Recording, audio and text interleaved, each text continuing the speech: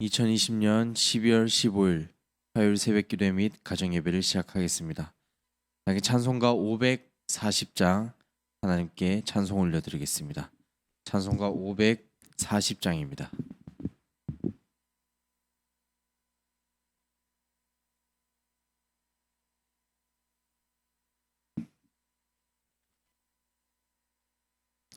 찬송 540장 함께 찬송 올려드리겠습니다. 주의 음성을 내가 들으니 사랑한단 말일세. 믿는 마음으로 주께 가오니 나를 영접하소서. 내가 매일 십자가 앞에 더 가까이 가오니 구세주의 흘린 보배 피로써 나를 정케 하소서. 주여 넓으신 은혜 베푸사 나를 받아주시고 나의 품은 뜻 주의 뜻같이 되게 하여 주소서. 내가 매일 십자가 앞에 더 가까이 가오니 구세주의 흘린 보배 피로써 나를 정케 하소서. 주의 보좌로 나아갈 때에 어찌하니 기쁠까.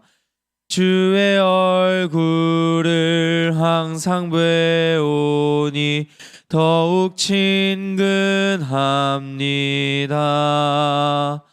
내가 매일 십자가 앞에 더 가까이 가오니 구세주의 흘린 보배 피로써 나를 정케 하소서. 우리 구주의 넓은 사랑을 측량할 자 없으며 주가 주시는 참된 기쁨도 헤아릴 수 없도다. 내가 매일 십자가 앞에 더 가까이 가오니 구세주의 흘린 보배 피로써 나를 정케 하소서. 아멘.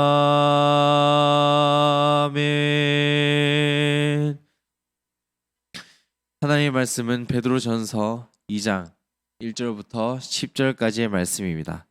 베드로전서 2장 1절부터 10절까지의 말씀, 신약 성경 378면에 있습니다.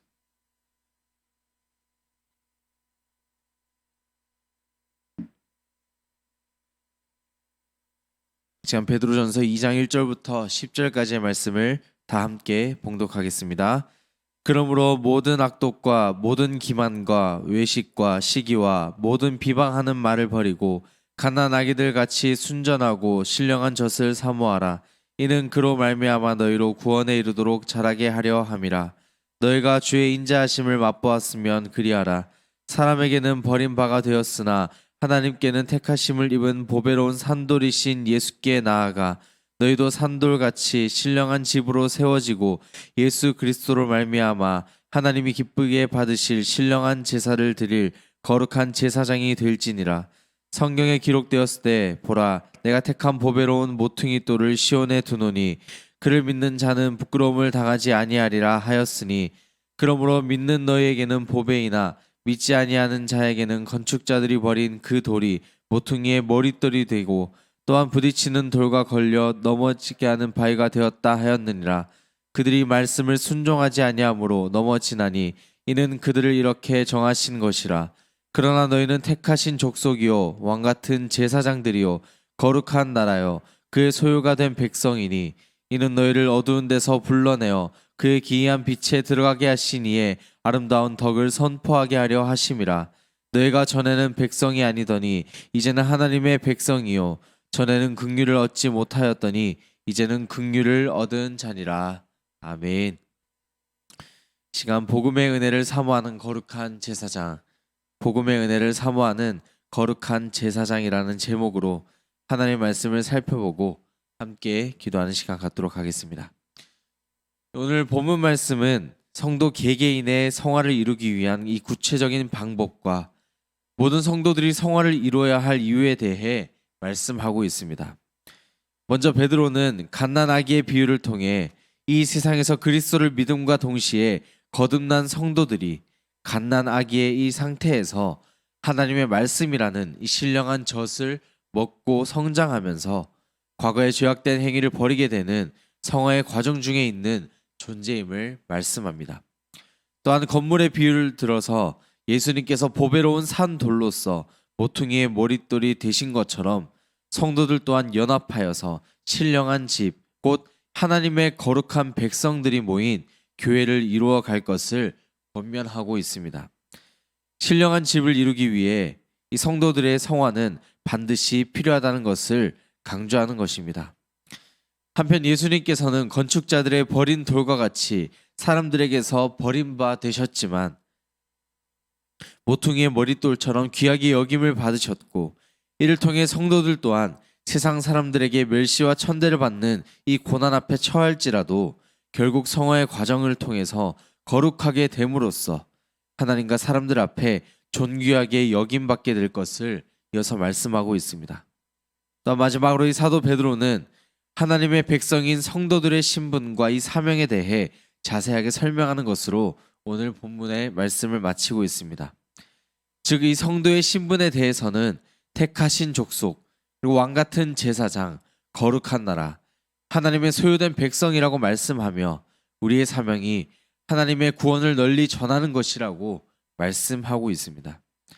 이 그리스도인이라면 누구나 많이 접해본 말씀이지만 이처럼 우리가 반드시 지키고 하나님의 백성으로서 성화된 삶을 살아야 하는, 또한 구별된 삶을 살아내야 하는 중요한 말씀이기도 합니다. 이 시간 함께 주신 말씀을 살펴보며 주신 은혜를 알아가고자 합니다. 첫 번째로 이 성도는 거듭난 성화의 삶을 살아가기 위해 하나님의 말씀이 반드시 필요합니다. 우리 시간 1절부터 3절까지의 말씀을 함께 봉독하겠습니다. 1절부터 3절까지의 말씀입니다. 그러므로 모든 악독과 모든 기만과 외식과 시기와 모든 비방하는 말을 버리고 갓난아기들 같이 순전하고 신령한 젖을 사모하라. 이는 그로 말미암아 너희로 구원에 이르도록 자라게 하려 함이라. 너희가 주의 인자하심을 맛보았으면 그리하라. 아멘. 사도 베드로는 이 신령한 젖, 곧 하나님의 말씀을 사모하기 이전에 먼저 우리가 읽었던 1절의 말씀에서처럼 버려야 할 것들에 대해 말씀하고 있습니다. 모든 악독과 기만과 외식과 시기와 비방하는 말을 버리라는 것입니다. 하나같이 모두가 우리 삶에 녹아있는, 우리가 쉽게 저지를 수밖에 없는 죄악과도 같은 것들입니다. 이러한 모습들은 결코 주님의 말씀을 사모하고 구별된 삶을 살아가는데 전혀 도움이 될 수 없기 때문에 베드로는 버리라고 말씀한 것입니다. 그리고 이어서 갓난아기를 같이 순전하고 신령한 젖을 사모하라고 말씀합니다. 비유적으로 표현된 이 갓난아기는 바로 앞장에서 소개된 거듭난 자를 묘사하는 뜻으로 본장에서 소개되고 있는데, 이 거듭난 자는 육신적인 나이와 상관없이 영적으로 어린아이를 뜻하는 것입니다. 이 갓난아기는 단순히 젖을 원할 뿐만 아니라 본능적인 충동에 이끌려 젖을 찾게 됩니다. 여기에 사모하다라는 뜻의 헬라어 에피포데이는 강한 동사로서의 의미를 지니고 있는데 곧 갈망하다라는 모습을 표현하는 것이기도 합니다. 즉 이 갓난아기는 사모하는 것밖에는 할 줄 모른다는 것을 말씀하는 것입니다. 이와 같이 거듭난 성도, 즉 성화의 과정을 지내는 성도들 또한 오직 우리를 거듭나게 해주시는 그 하나님 아버지와 신령한 말씀의 젖을 사모해야만 한다는 것입니다. 영양이 풍부한 젖을 먹는 아기는 날마다 육체가 건강하게 자라나게 될 것입니다. 이처럼 믿음으로 말미암아 거듭난 성도들 또한 순전하고 신령한 말씀을 공급받을 때 구원에 이를 수 있도록 영적으로 성숙하게 자라날 수 있게 됩니다. 우리의 신앙과 믿음을 자라나게 하는 이 신령한 젖, 곧 하나님께서 주신 말씀을 날마다 맛보고 말씀을 통해 우리의 영이 날마다 성장하며 말씀을 사모하는 저와 여러분 되시기를 간절히 바랍니다. 두 번째로 이 복음의 은혜를 사모하는 성도는 곧 예수 그리스도를 머리로 한 이 신령한 집인 교회 공동체를 섬기고 사랑하며 따라가야 합니다. 이 4절부터 8절까지 말씀에서는 보배로운 산돌이신 예수 그리스도가 소개되고 있습니다. 특히나 4절 말씀에서는 사람들에게 버림바 되었지만 하나님께는 택하심을 입은 이 보배로운 산돌이신 예수님을 가리키고 있습니다. 이것은 예수님이 마가복음 12장 10절에서 시편 118편을 인용하여서 하신 말씀과 연결지어 볼 수 있는데, 원래는 하나님께서 주신 놀라운 영광에도 불구하고 세상의 권세들로부터 쓸모없는 것으로 버림받은 그 이스라엘을 상징하였지만, 예수님께서는 그것을 자신에게 적용하셔서 자칭 건축자들이라 일컫는 그 유대인 종교 지도자들에게 버림을 당하실 것을 미리 암시하신 것입니다. 곧 이 세상 사람에게 버림바 된 이 돌은 직접적으로 예수님께서 배척당하신 것을 의미하는 것입니다. 하지만 이 산돌은 하나님으로부터 택하심을 입은 보배로운 산돌이셨습니다. 그리고 예수님을 이 보배로운 산돌에 비유한 것에 이어서 연합한 모든 그리스도인들에게도 산돌같이 신령한 집으로 세워지고 신령한 제사를 드릴 거룩한 제사장이 되라고 말씀하고 있습니다. 우리도 산돌같이 예수님을 닮아 말씀처럼 살아가야 함을 뜻하지만 여기서 우리는 한 가지 다른 점을 또한 찾아볼 수 있습니다.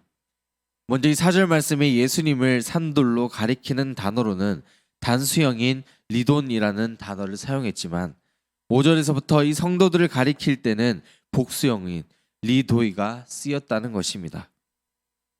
즉 이 교회의 머리 대신 예수님을 따라감에 있어서 몸된 지체들, 즉 성도들은 홀로 신령하고 거룩한 집, 교회를 세워나갈 수 없다는 것을 뜻하는 것입니다.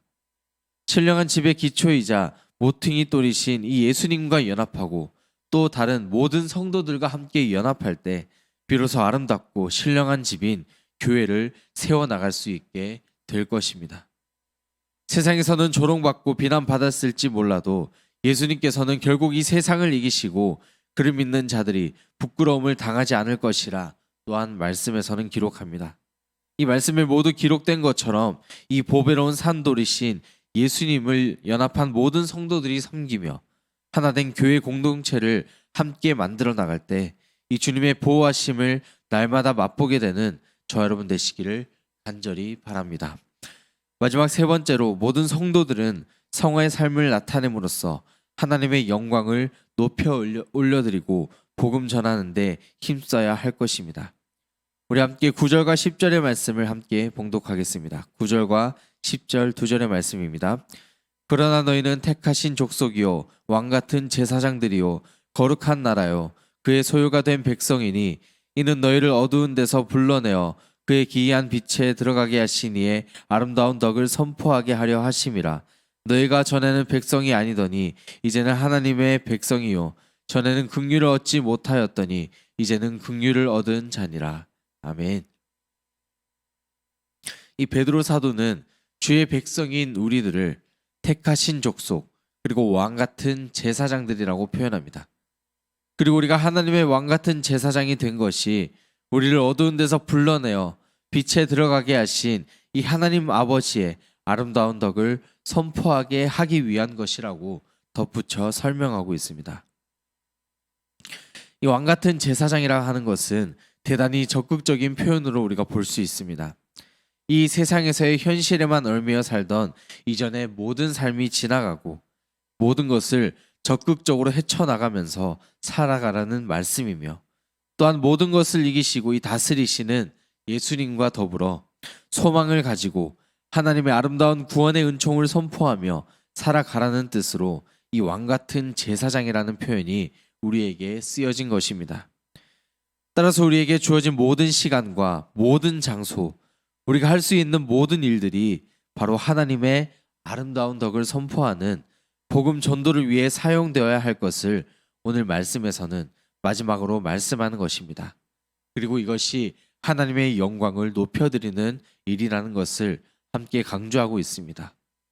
이 복음 전파는 그리스도인인 우리의 모든 삶 가운데 매우 중요하고 적극적인 사역이 되어야 합니다. 이것이 바로 왕 같은 제사장으로서 이 세상을 살아내는 모든 성도의 역할이기 때문입니다. 그렇게 우리는 이제 하나님의 백성이 되어지고 긍휼함을 얻은 자로서 천국 백성의 삶을 누릴 수 있게 될 것입니다. 말씀을 맺고자 합니다.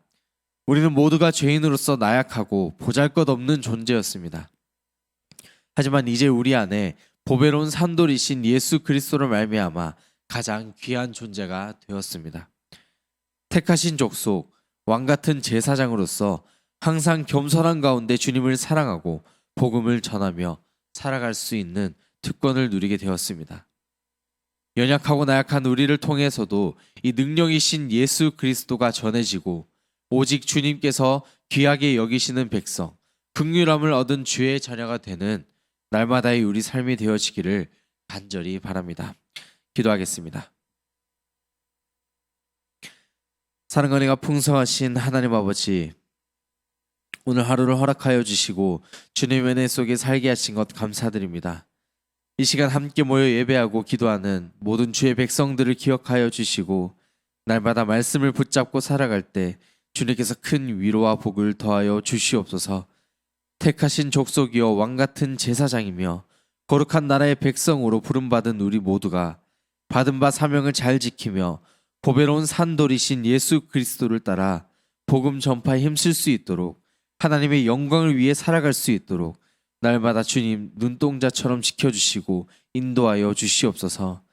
그럴 때 우리를 긍휼히 여기시고 위로해 주시는 분, 또한 오직 한 분 주님만이심을 우리가 깨닫고 주님께만 매달리며 주어진 인생을 살아낼 수 있도록 우리의 모든 삶을 주님 주관하여 주시옵소서.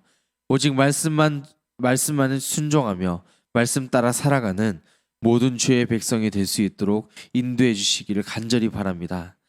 드려지는 가정 예배가 주님의 은혜 가운데 잘 드려지게 하시고 날마다 우리가 정한 시간 예배와 기도의 자리로 나아가게 하셔서 교회 몸된 모든 지체들이 믿음으로 강건해질 수 있도록 인도해 주시옵소서.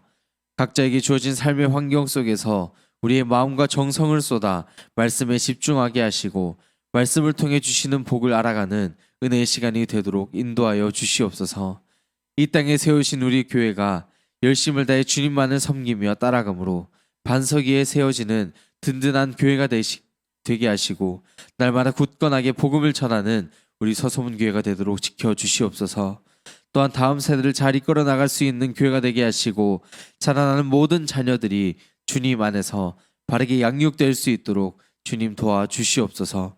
시간 병마로 싸우고 있는 여러 환우들을 주님 기억하여 주시고 그들의 아픔을 어루어 만져주셔서 주의 손길 가운데 모든 병마가 깨끗이 나을 수 있도록 역사해 주시고 기쁨으로 치유케 하시는 그 하나님만을 찬양하며 기쁨으로 주어진 인생을 살아내는 모든 주의 자녀 되도록 도와주시옵소서.